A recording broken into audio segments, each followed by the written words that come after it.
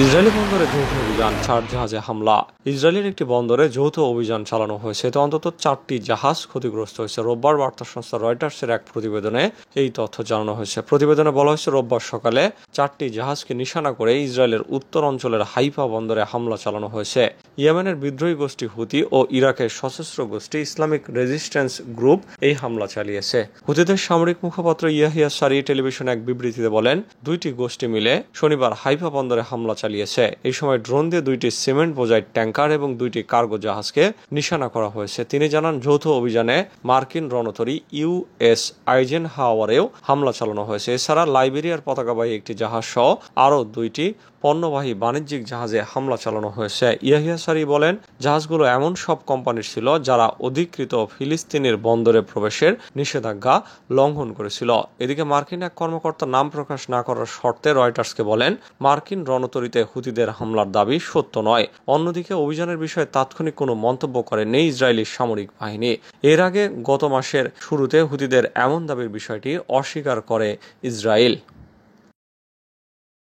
Iron ডোমের অকার্যকরতার ব্যাপারে আমেরিকার উদ্বেগ। মার্কিন সূত্রগুলো বলছে, লেবাননের ইসলামী প্রতিরোধ আন্দোলন হিজবুল্লাহর ক্ষেপণাস্ত্র এবং ড্রোন হামলার মোকাবেলায় ইহুদিবাদী ইসরায়েলের আকাশ প্রতিরক্ষা ব্যবস্থা আয়রন ডোম অকার্যকর হয়ে যেতে পারে বলে ওয়াশিংটন উদ্বিগ্ন হয়ে পড়েছে।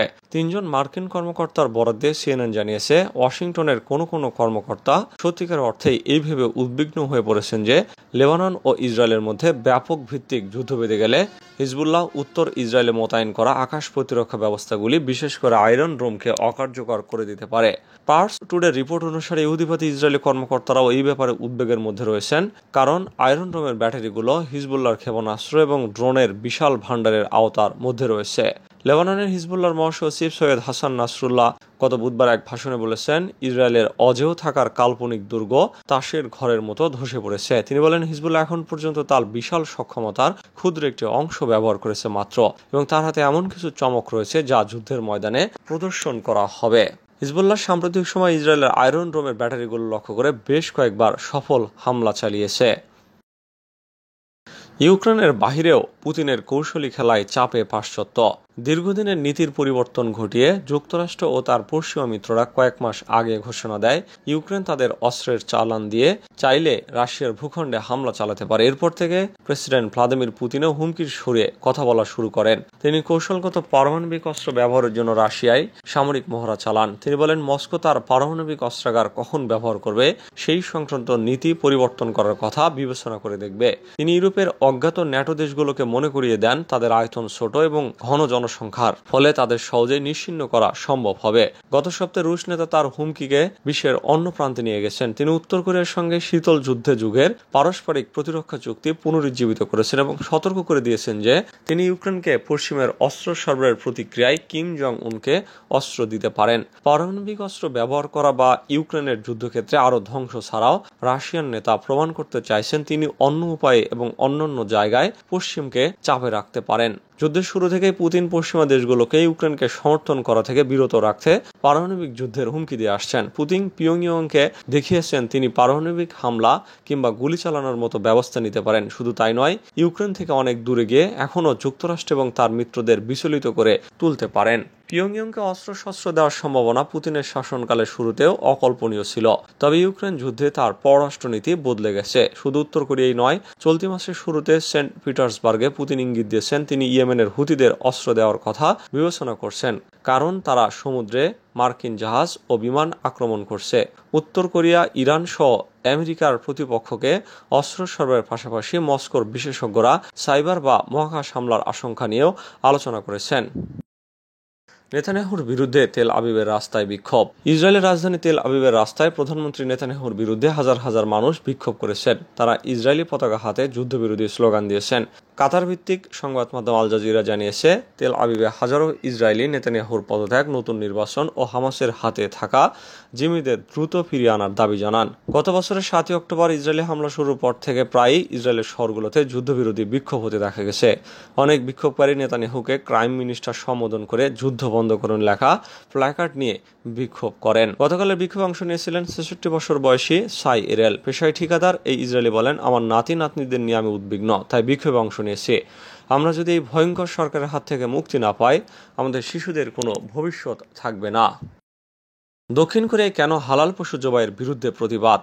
পশুকে প্রথমে অজ্ঞান না করে জবাই করায় 2টি হালাল কসাইখানার বিরুদ্ধে প্রতিবাদ করেছে Korea Association for Animal Protection KAPর সদস্যরা। সংগঠনের অভিযোগ, কোরিয়াতে হালাল মাংসের নামে যেসব পশু ধারালো ছুরির মাধ্যমে কষ্ট দিয়ে জীবন্ত অবস্থায় হত্যা করা হয়, যা কোরিয়ার প্রাণী সংরক্ষণ আইন বহির্ভূত। গত এপ্রিলে রাজধানী সিউলের গোয়াং ওয়াওমুন স্কোয়ারে অভিনয়ের মাধ্যমে হালালের প্রতিবাদ জানিয়ে পারফরমেন্স মঞ্চস্থ করে। শুক্রবার দ্য কোরিয়া টাইমস এ নিয়ে একটি প্রতিবেদন প্রকাশ করে। প্রতিবেদনে বলা হয়, কোরিয়ার প্রাণী সংরক্ষণ সংগঠনের আন্দোলনকারীরা পশু সুরক্ষা আইন লঙ্ঘন করার অভিযোগ এনে হালাল কসাইখানার কার্যক্রম স্থগিত করার জন্য অবিলম্বে ব্যবস্থা নেওয়ার জন্য কৃষি, খাদ্য এবং গ্রামীণ মন্ত্রণালয়ের প্রতি আহ্বান জানিয়েছেন। KAP পশু জবাই করার পদ্ধতি সংজ্ঞায়িত করে। তাদের মতে, কোরিয়াতে কোনো পশু জবাই করতে হলে নির্দিষ্ট পদ্ধতির মাধ্যমে প্রথমে প্রাণীদের অবচেতন করে তাদের দুর্ভোগ কমাতে হবে, তারপর জবাই দিতে হয় যেন পশু কোনো রকম কষ্ট না পায়। অন্যদিকে Korea Muslim Federation KMF the Korea টাইমসকে বলেছে, হালাল পশু পাখি জবাইয়ের ক্ষেত্রে ইসলামে সুনির্দিষ্ট নিয়ম রয়েছে। বিসমিল্লাহি আল্লাহু আকবার বলে জীবন্ত অবস্থায় ঝাড়ালো ছুরি দিয়ে দ্রুত জবাই করতে হবে। আনাড়ি হাতে পশুকে কষ্ট দেওয়া যাবে না। সাম্প্রতিক কোরিয়ার গাওন্দো প্রদেশে একটি হালাল কসাইখানার লাইসেন্স নেওয়া হয়। সেখান থেকে হালাল মাংস উৎপাদন সহ দেশ বিদেশে রপ্তানি করা হয়। উভয় কসাইখানার লাইসেন্স মেয়াদকাল 1 বছর। তাই এগুলো যাতে নবায়ন না করতে পারে সেজন্য মন্ত্রণালয়কে চাপ প্রদান করছে কোরিয়ার পশু সংরক্ষণ সংগঠন। হিজবুল্লাহর সঙ্গে যুদ্ধে চূড়ান্ত পরাজিত পক্ষ হবে ইসরায়েল। টানা 8 মাসের বেশি সময় ধরে আগ্রাসন চালাচ্ছে ইসরায়েল, আর এর জেরে ইসরায়েলে বিভিন্ন লক্ষ্যবস্তুতে হামলা চালিয়ে আসছে লেবাননের ইরান সমর্থিত সংগঠন হিজবুল্লাহ। পাল্টা হামলা চালিয়ে যাচ্ছে ইসরায়েলি বাহিনীও। সম্প্রতি হিজবুল্লাহর লক্ষ্যবস্তুতে হামলার অনুমোদন দিয়েছে তেল আবিব। এ অবস্থায় লেবাননে হামলার বিষয়ে ইসরায়েলকে সতর্ক করেছে ইরান। সংবাদ মাধ্যম আল জাজিরা জানিয়েছে, লেবাননে ইসরায়েলের বড় ধরনের হামলার আশঙ্কার মধ্যেই 21 জন ইরানের পক্ষ থেকে দেওয়া এক বিবৃতিতে ইসরায়েলকে সতর্ক করা হয়েছে।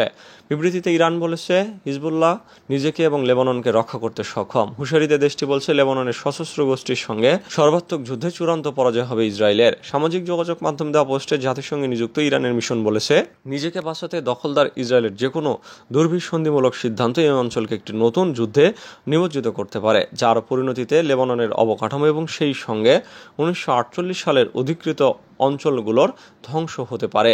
বিবৃতিতে আরো বলা হয়, সম্ভব এই যুদ্ধে নিঃসন্দেহে একটি পক্ষের চূড়ান্ত পরাজয় হবে এবং সেটি হবে ইহুদিবাদীদের। হিজবুল্লাহর নিজেকে এবং লেবাননকে রক্ষা করার ক্ষমতা রয়েছে। সম্ভবত এই অবৈধ সরকারের পতনের সময় এসেছে। এবার হজের সময় মক্কায় এত মানুষ কেন মারা গেছেন? প্রতি বছর লাখ লাখ মুসলমান সৌদি আরবে হজ পালন করতে যান, তবে এই বছরটা বাড়তি শোকাবহ হয়ে উঠেছে বহু মুসলিমের মৃত্যুর প্রেক্ষাপটে। এবারের হজ যাত্রায় বিভিন্ন দেশের অন্তত 922 জন হাজির মৃত্যু হয়েছে, যার বেশিরভাগের পেছনে তীব্র গরমের দিকটি উল্লেখ করেছে বার্তা সংস্থা AFP। আর্থিক ও শারীরিকভাবে সক্ষম মুসলমানদের জন্য ধর্মীয় বাধ্যবাধকতার এই যাত্রা শেষ হয়েছে বুধবার। যদি এই বছর হজ মৌসুমে স্বাস্থ্য পরিকল্পনার সাফল্যের দিক তুলে ধরেছে সৌদি আরব। সৌদির স্বাস্থ্যমন্ত্রী ফাহাদ আল জাল্লাইল এক বিবৃতিতে উল্লেখ করেছেন, বড় সংখ্যক হজযাত্রী এবং উচ্চ তাপমাত্রার কারণে চ্যালেঞ্জ হলেও হজ মৌসুমে কোনো ধরনের জনস্বাস্থ্য সংক্রান্ত ঝুঁকি হয়নি।